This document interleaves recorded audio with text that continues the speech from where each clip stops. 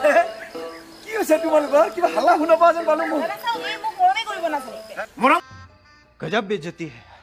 কৰিব নাজনা চঠা মূৰ্খ প্ৰেম কেনেকে কৰে তাকো নাজানা আজিৰ দিনত শিকিলা মই শিকাই দিছো ডাঙৰৰ কথা সদায় মানবি চাই লবি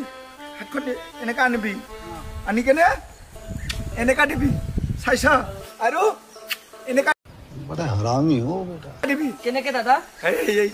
এনেকা চাইছা দেখিছো কেনেকে মৰম কৰে এইয়া